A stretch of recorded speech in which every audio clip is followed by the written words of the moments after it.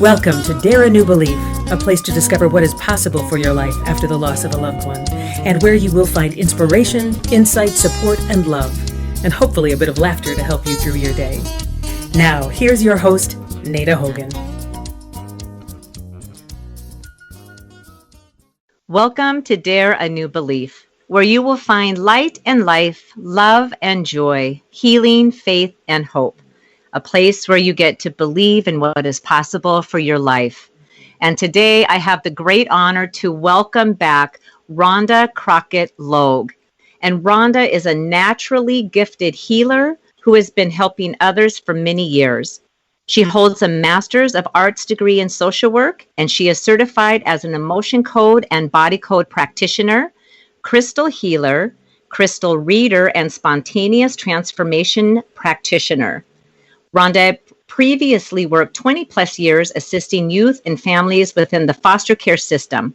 And in 2012, she began her own journey of healing and enlightenment, and she then became aware of her divine talents and gifts.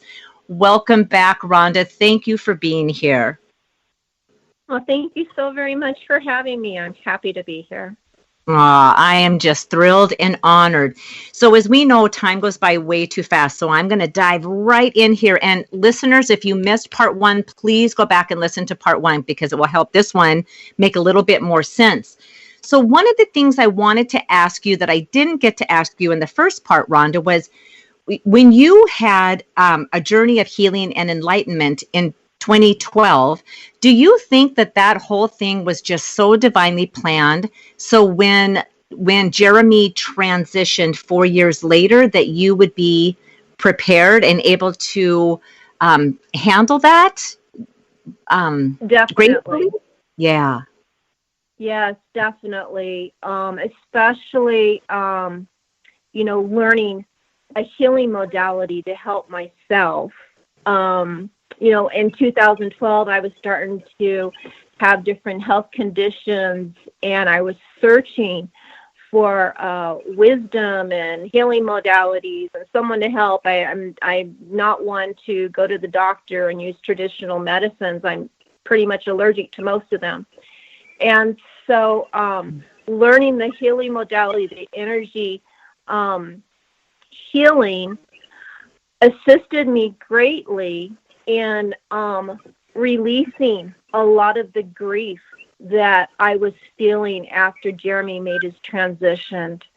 I was able to, the energy was so very heavy from losing a child, as so many people know, that it was difficult to move forward. But using my energy healing modality, I was able to let a lot of that go.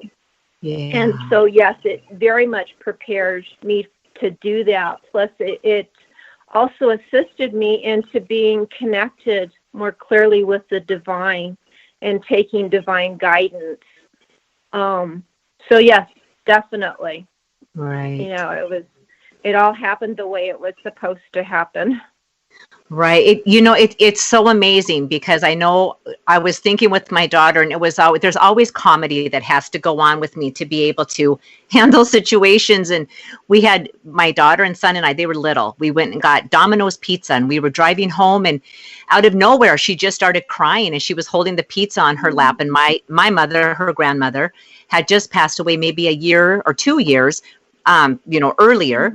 And she just starts crying, like out of the blue, just crying hysterically. And she's just a little thing. And I said, "What's the matter?" And she said, "I just miss Granny so much. Like nobody should ever have to die." And I just said, well, we'll never get Domino's pizza again because obviously this is not a good sign here. And we just laughed so hard about it. But it opened up the doors for us to talk about death in a way that felt light, that it wasn't the heaviness. And I believe my mom was the one that started that whole thing. And who would have known, right? The Domino's pizza and how we could just joke about stuff and make light of it, even though we miss that person.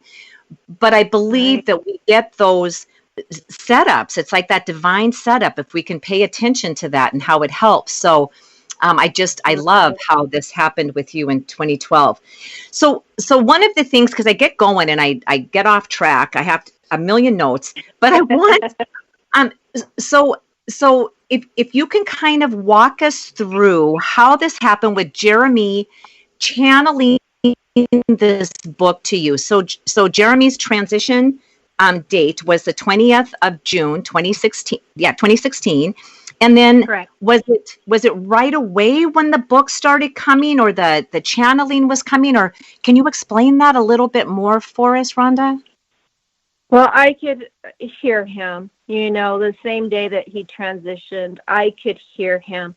It wasn't until a few months later when Jeremy said, "Hey, Mom, I want to help more people. I want to help them to live better lives on Earth." That I started taking it more seriously and started writing some of the stuff down, that he was sharing with me. And then it was like once a week he would, send me information and I would just write it down. That would be a chapter. And, so we kind of went week by week. And I really enjoyed that time, that connection, almost when the book was finished, it's like, oh, we're not doing it anymore. But actually, as soon after we finished the book and all, he started downloading another book, which I haven't published. It's titled Master Earth Living. Oh, beautiful. And the process of doing a book was not so easy for me, since I didn't know anything about, publishing a book. I did self-publishing, but with a company, and it was a lot of work and a lot of stress that, I haven't been able to even attempt to get the other one going. But I really enjoyed that time, where Jeremy was just sharing his divine information and I was just writing it down, Right. for him. Yeah. So, and then in his book, he has 28 chapters, but actually he has 2 chapter 10s. He says that because he's into numbers too. He says he has two chapter 10s because 1 plus 0 equals 1, and this is the one and only book that you need to live joyously on Earth. And then he has 28 chapters because 2 plus 8 equals 10, which 1 plus 0 is 1. Oh, And so he's just goofy. love it. But yeah, his book's a little different.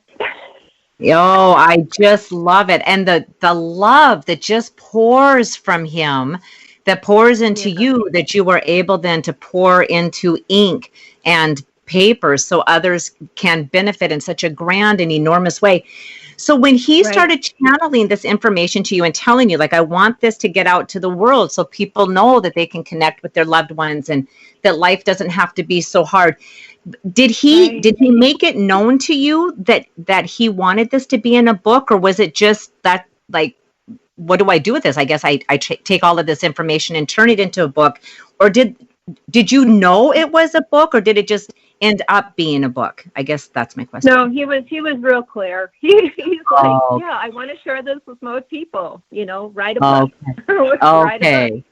So that's what we did. And when we launched it, like I said, in the previous show, we launched it on Thanksgiving 2018, and we were giving it away for free. It was just pay for shipping and handling.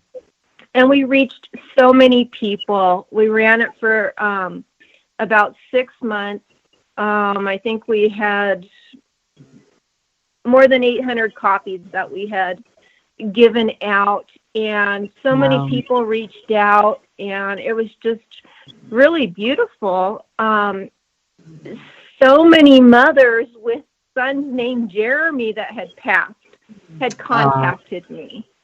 And it was just really beautiful and wonderful. And they loved the book. Many wonderful, beautiful comments were given to me. And And that was a good experience, good and bad. It's the marketing part of it, was a little difficult for me since I'm not familiar with that.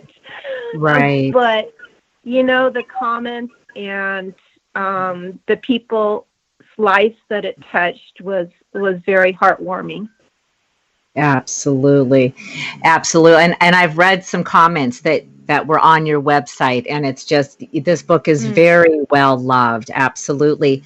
And I love the title of it because he named the book also, Jeremy Shares His Love from Above, right? He named that. Yeah. He did. Yeah. I love it. It's just like, Mom, you're just going to be the writer. Like, what is it that the stenographer, like, you're just taking down the information. I got all of the info for you. You just write it all down. I just find it so beautiful. Right. And just such a sweet, sweet young man. So this part where he talks about life on earth was not meant to be as difficult as many make it out to be.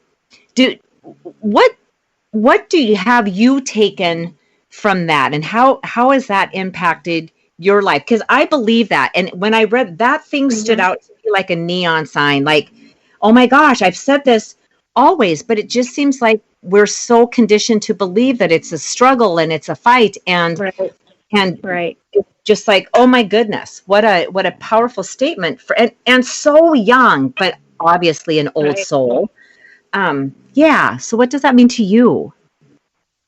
Well, I was like many other people, just, in the daily grind, of working and doing this and being a busy mom and listening to everyone else except for myself. So it just, in his message, it was more like connect with yourself, listen to yourself, don't listen to anyone else. Do what you want to do in this lifetime, live your life in joy. It's not supposed to be painful. Yeah. And to have fun, to have fun. He's always telling me, Mom, what are you going to do for fun today? So, it's like he says, your earth life is short, live it. Right. Don't get stuck in grief or sadness or whatever. Move above it. Your life is going to pass you by quickly. So you want to live it. That's what you came here to do. You came here to live, not to be stuck. Right. So, right. Yeah, right. He had a lot of wisdom. Yes. So, and on that note of living your life and living it in joy and not being stuck, do you think, because there's a lot of people, and I probably know maybe more moms than dads, who after the passing of a child or a transitioning of a child, that their life stops, that it's so difficult to find joy. And I know that I went through that myself. How can I laugh and have fun and be joyous when my child is dead?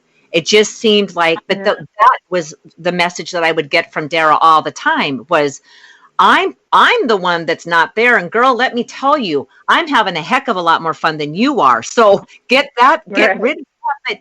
But I think societally, we get caught up in that sometimes. That sometimes people might look at us funny, like, you're actually living your life after your child has passed away. And what else am I supposed to do to honor her? It doesn't seem to me that not living honors that life, because I have all of these memories and joy and beauty that came from her being on this earth, even though I think it was too short of a time.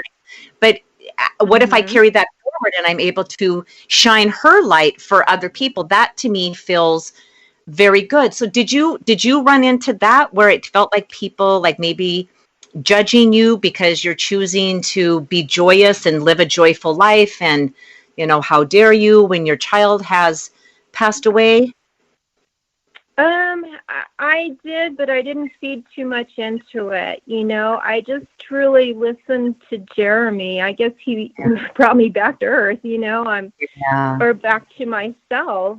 And he would just say, I'm right here, Mom. I didn't go anywhere. Because, the first year or so, it was very difficult. And I would say, I miss you, Jeremy. and he would say, Mom, I'm right here. And he almost got to a point where it sounded like he was annoyed with me saying that. He's like, Mom, I'm right here. I didn't go anywhere. So yes. he really helped me through it. And I know I could feel from other people. I'm very empathic, and I could feel from other people that maybe they thought it was a little odd. It's like, wow, why isn't she still grieving? And not to say that I don't have my moments. I definitely do. But I just know I just don't want to live in grief. It really is a choice that you make. Of wanting to live joyously or wanting to remain stuck. And whenever I would feel the really heaviness of sadness, I would just cry. I would just grieve for 5 or 10 minutes, and it's like, okay, I got it out. And then I would go forward. And something that I share in my workbook is, often I would do this meditation the first year or two, and I still do it every once in a while. I would just do this meditation where I would just quiet my mind, and I would just, lay down, and I would see Jeremy. He would grab my hand and he'd pull me up, through the darkness, and it would open up into a beautiful meadow. And it's like we wouldn't even really converse, we would just feel so wonderful, at peace. And I would see my other heavenly loved ones. My mother-in-law passed only a few months before Jeremy did. And I would see her, and I would just feel so at peace. And I did that often when I was really missing him. And that just really helps me to move forward, to not get stuck, and certainly you do go backwards, but it's a choice to move forward or to not. Right. And I choose to move forward, and I know that's what Jeremy wants me to do. Yeah. That's what our kids, our loved ones, want us to do. They don't want us to stay stuck. Absolutely. I'm 100% in agreement with that. And as you're speaking, it reminds me that because you are moving forward, and because Jeremy channeled this book with you, and and still sends you information and is still connected with you all of the time, that the world gets to know about Jeremy, gets to know about him and his life. And so when we make that choice to stay stuck, and I'm just not going to get past my grief, and this is how I'm going to live the rest of my life in this pain, we never get to know that beautiful soul that was here dancing on this earth. We never get to know that person. And so by sharing their story and moving forward and living a joyous life, it is so powerful. In fact, it reminds me, Rhonda, probably 5 years ago, my husband and I were in Texas in a motel, and just having breakfast in the motel, and talking to this older, well, we're probably as old as them now, but maybe they were closer to their later 60s, early 70s. They were older. And I don't know how we got talking about children. And we did. And the man started crying. And I just said, oh my gosh, are you okay? And he was saying how they had lost their son 40 years prior. It was such a long time. It was 40 years. And I thought, and at this time we had already lost Dara. And I thought, oh my God, that it just never goes away. I think we learn to live with it, but that because we miss them, we miss them. And it does. And I think sometimes people misconstrue that if we're living our life joyously and full on living that life, because I know when I hear my daughter just yes, right on. That's how it's supposed to be. Right. And so when we do that, and sometimes I think other people can see that as, well, does that mean you don't care? It's oh man, I can't even believe how much I care. But yes, like you, and it's almost 12 years for me that I'll still have that walking down the hall, and I'll run into a wall of bricks, and to the floor I go, and I'm sobbing and crying and all these years later, still cannot believe it.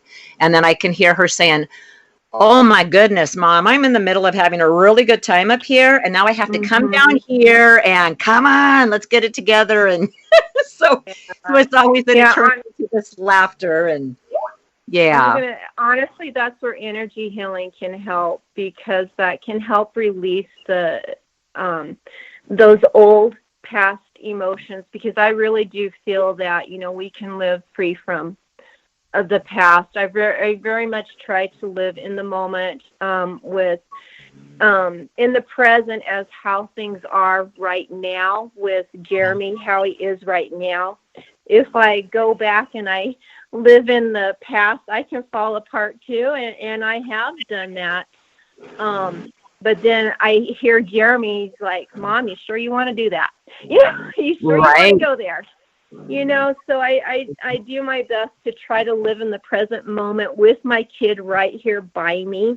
Yeah. Knowing that he is, instead of living in the past. And I know the energy healing really assisted me in letting go of a lot of the sadness that I had, so that when I do have those moments, those memories, it's not as traumatic. It's not as difficult for me to, get back on track. Right. So that's where, my energy came in and kicked in and really assisted me and my loved ones to move forward as well. It's not easy carrying along that old baggage. Right.